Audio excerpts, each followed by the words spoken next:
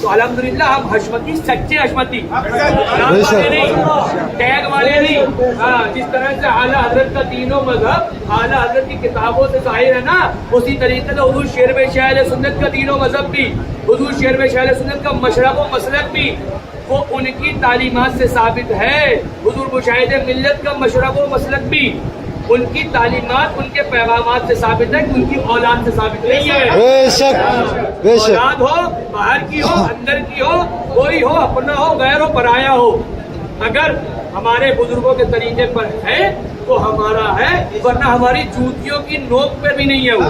بے شک. اس سے بھی ہم لات مار کے نکال دیں گے. بے شک. سیدھی سی بات ہم یہ کہتے ہیں ہمارے بزرگوں کو اگر کہو گے تو جبڑے چیر کے رکھ دیں گے تمہارے.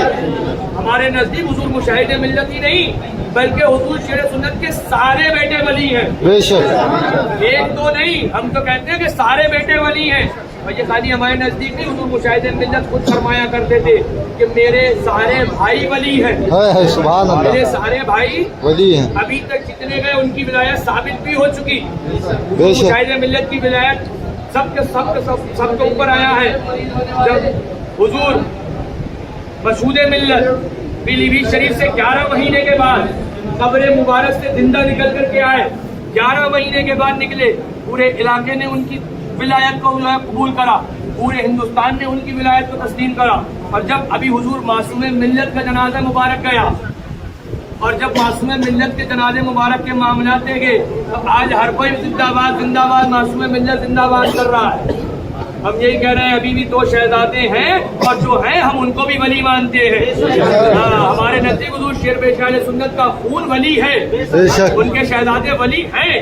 خالی اس وجہ سے نہیں کہ وہ شہزادے ہیں، اس وجہ سے کہ جس وقت تم کھیتوں میں ندیوں میں نالوں میں کود رہے تھے اس وقت وہ دین کی خدمت کر رہے تھے. بے شک بے شک. جس وقت تم زمین پر لوٹے مار رہے تھے، مٹی میں اپنے آپ کو جسم کو لپیٹتے پھر رہے تھے، اس وقت فاتح کشمیر کرناٹک میں تو کہیں کھنڈوا کے اندر، کہیں گلبرگہ کے اندر، کہیں چنئی کے اندر تبلیغ دین کر رہے تھے.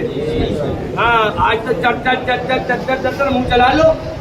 منہ چلانے میں نہ ٹیکس لگایا گورنمنٹ نے، نہ کوئی پیسہ جا رہا. جو چاہو تم کہہ دو، جو چاہو تم بک دو.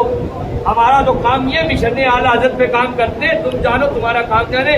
بھاؤ بھی نہیں دیتے، جسے کہتے ہیں نا بمبئی کی بھاشا کے اندر، بھاؤ بھی نہیں دیتے ہیں. کیوں کر کے ہاتھ جھاڑتے ہیں اور ایسے کر کے نکل جاتے ہیں ہم آگے. کیوں؟ کیونکہ ہم دنیا والوں کے لیے نہیں، مرید ہو نہ ہو، مانو مت مانو، چندہ دو مت دو، آؤ مت آؤ، ہمیں اپنا منہ بھی تو دکھانا ہے نا. عوام سے پہلے ہماری بھی تو لائن لگے گی نا. ابھی تقریر میں آپ نے سنا، میں نے بیان کرا کہ جب اہل بیت اطہار، جب امام حسن امام حسین جنت کے دروازے پہ کھڑے ہوں گے کیا منہ دکھاؤ گے؟ تو وہ منہ خالی پبلک کو تھوڑی نہ دکھانا ہے، وہ منہ تو ہمیں بھی دکھانا ہے. ہم ٹھیکیدار بنے تھے، ہم دین کے جو ہے ذمہ دار بنے تھے، ہم مسجد کے مولوی بنے تھے، ہم مسجد کے امام بنے تھے، ہم پیر زادے بنے تھے یا ہم پیر بنے تھے کس لیے بنے تھے؟ ہاتھ چمانے کے لیے، جھوٹا تقویٰ دکھانے کے لیے، یا صرف جو ہے کہنا چاہیے نذرانے لینے کے لیے؟ نہیں، ہم پیر بنے، پیر زادے بنے، مولوی بنے، امام بنے، مفتی بنے، کچھ بھی بنے، ہم اس لیے بنے تاکہ دین کی خدمت کر سکیں.